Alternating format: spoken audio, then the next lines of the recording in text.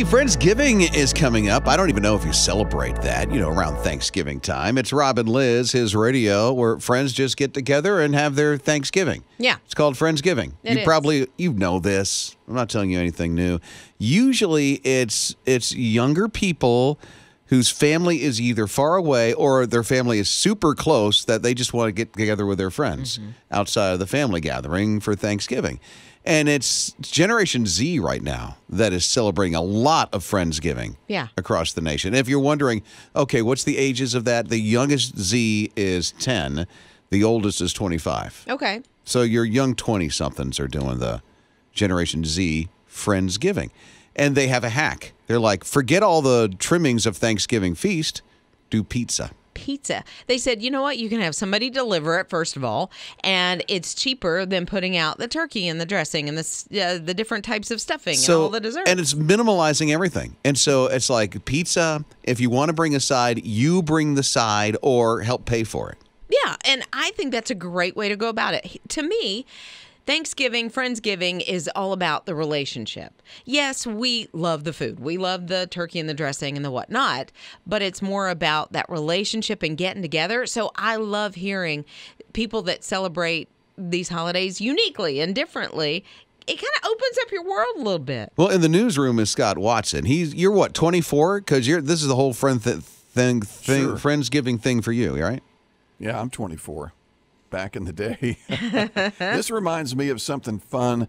It was like the first radio station I ever worked at. They had something called the pre-stuff, and everybody gathered like a week or so before Thanksgiving and brought everything, and it wasn't the traditional Thanksgiving food. I mean, you're talking enchiladas or meatloaf, and some people brought lasagna and things like that, but it was that gathering, eating, sharing, laughing, before everybody then took off and went their separate ways for Thanksgiving.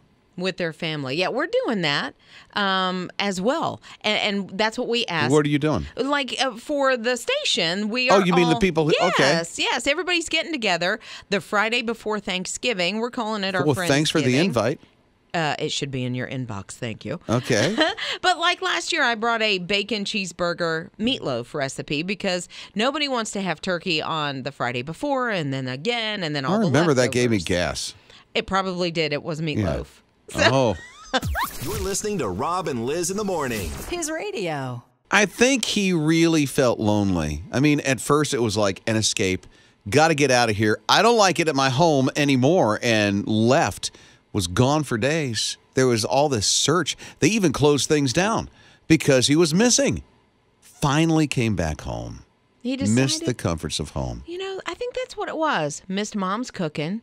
He decided he wanted his own space back, and it was cold. And when you're a venomous cobra, I mean, what else better place to be than, your lair at the aquarium in Sweden? And his name? Seriously. Oh, what's his name? His name is Houdini. No way.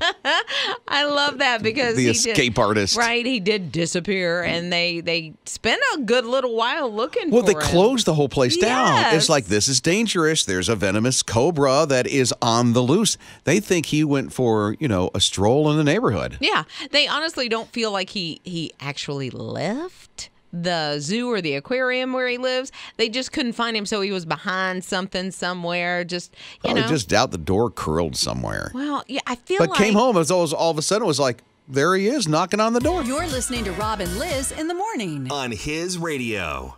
Anybody born before 2001 has no idea what this is like. It's Rob and Lizz in the morning, his radio, when you could go through TSA at the airport, and then as your loved one's coming home, you could be there at the gate as they're coming through. Oh, yeah. It was the subject of movies as well. Yeah. Because the husband would see the wife coming off the plane or vice versa, and he would pick her up and spin her around and dozen roses. You're running through the airport to stop the love of your life from going across and moving somewhere and making a big mistake. That's another movie plot. Yeah, or another sitcom. So it used to happen, like all the time.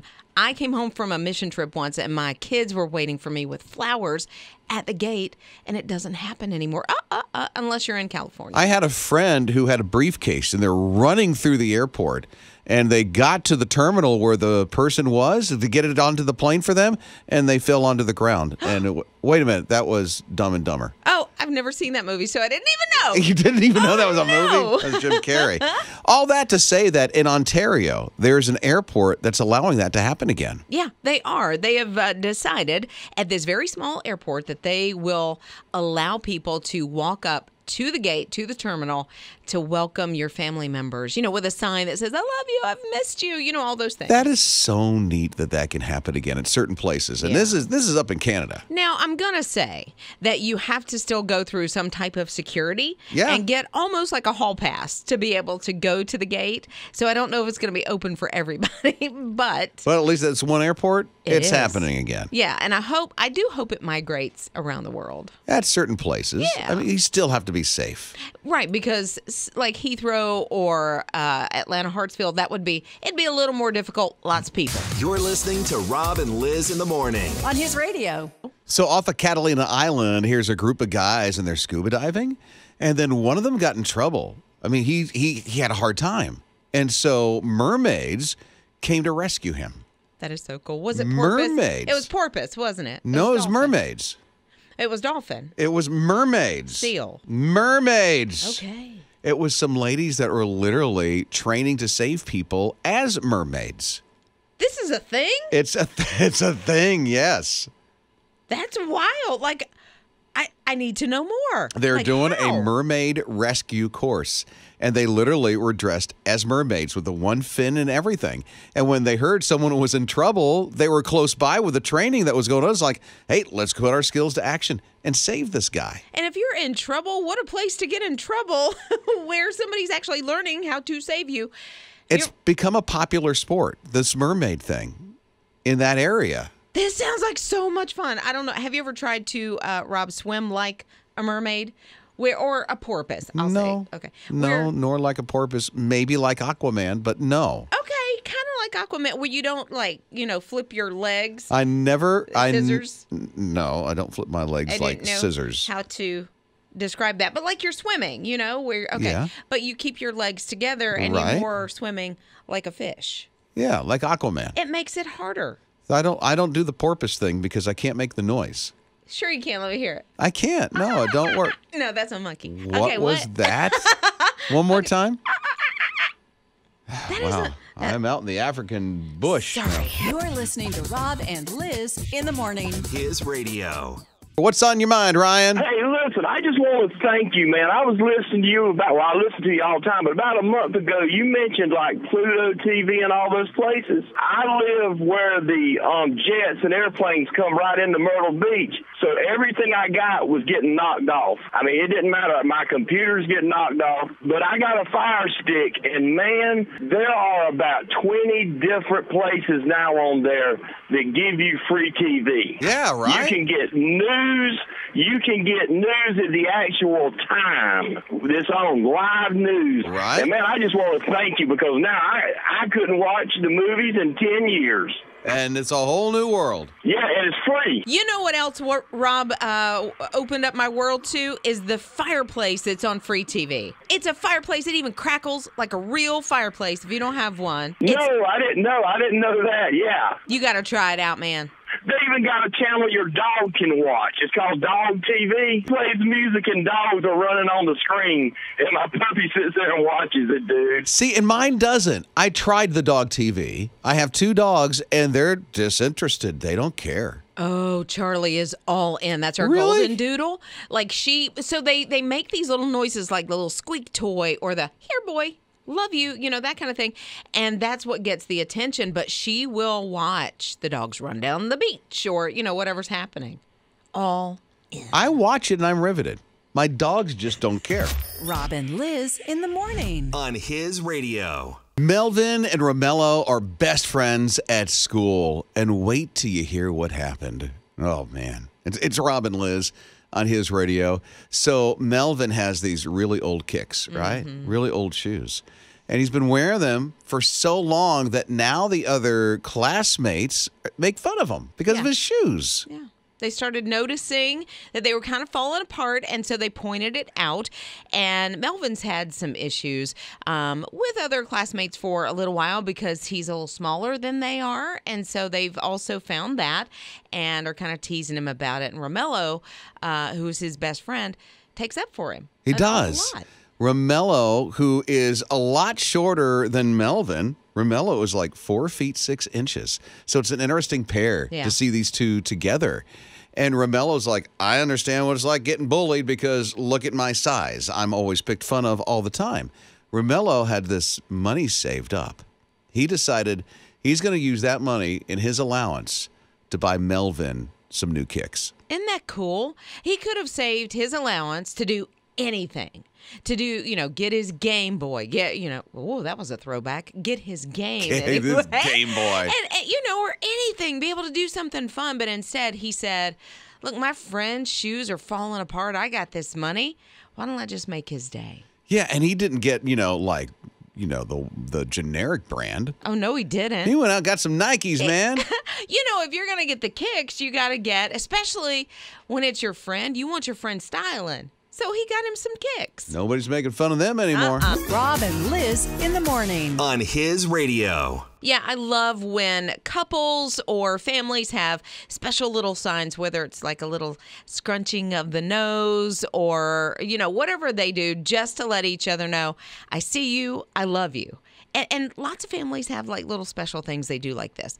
So if you're watching the World Series, or if you're not, maybe you're familiar with a guy named Bryce Harper. He is a big star with Philadelphia Phillies. And he has been hitting lots of home runs. He does pretty well. He's hit one home run so far, I think, in the World Series. As he rounds the bases, he always puts up the I love you sign. Nobody knew we know what it means, didn't know who it was to. Was it a girlfriend? Oh, so the sign language. Yes. I love you. Yes. Okay. I love you. And so found out it's for his mom. His mom wrote him a letter years ago, and at the end of it put that sign in there to say I love you. And ever since then, it's kind of been their special thing Really? to each other. Yeah, Oh, and that's I know, great. a lot of people use the I love you sign, but just to know that every time he rounds the corner, rounds the bases, he's giving his mom a little, hey, what's up? I love you. I love you. Just to his mom. Yeah, and thanks for your support. Whether she's at home watching the game, because I doubt she's at every single game that he's been playing. Oh, I'm sure she tries. Yeah. That's a mom. Yeah, and I'm sure she's rooting her Phillies on World Series now at 2-2. And then I between have the this Astros. feeling if she's at home, she gives the sign back to the she TV, does. and then the tears are going down. It's so touching. I do think she's crying. At least maybe a little watery eye. Yeah. Just to say, that's my baby boy, and look at what he's done. It's tough when the kids move out of the house, and then you don't hear from them. But just to know that, wow, they're thinking of me. Yeah. That's nice. I think so, too. Rob and Liz in the morning. His radio. So here is Laura, who works for an airline, and she noticed somebody the other day. Hi, it's Rob and Liz, his radio, so much so that she decided, I'm going to walk onto that plane, and I'm going to make a special announcement because this person is very special to me. Oh, that's so sweet. Very special. So she picked up the little phone that the flight attendants speak through, to give all the instructions. And this happens over the loudspeaker on this plane. Today I saw my teacher from 1990, Miss O'Connell, who's here on the board on the aircraft, who is my favorite teacher ever. And I haven't seen her since 1990. This lady made me love Shakespeare, got me to play piano. I have my master's in piano and I can write an essay. Thank you, Miss O'Connell. I love you. And then she runs down the aisle and gives her a big hug. And then later they get pictures and all this stuff. The teacher, Miss O'Connell, had to have just been overjoyed because that is so unexpected. It's not like she went back to the school or, was at a place where there was a reunion going on. And how she noticed her. And then the teacher knew exactly who she was. And it wasn't like it was last year. It was 1990. It's been a hot minute. Right. What, 30 years? Yeah. So it's 30 years removed from that school, but that teacher had left such a lasting impression and legacy inside this young lady that she's like, I got to honor her. She's here right now on this plane, captive audience. They're not going nowhere. They had to already buckle. Yeah, so before that plane took off, she was able to get on that plane and do what she did. And I love So that nice. she took the opportunity to do just that. So if you are a teacher today, know that. You may not know in the next day or the next week, but you are impacting lives. Rob and Liz in the morning. On His Radio. I don't know if you know this, but you can do factory tours. If you're like a fan of Legos or somebody in your family is, and you're near a Lego factory, you can set up a tour I to did go not through the know this. factory.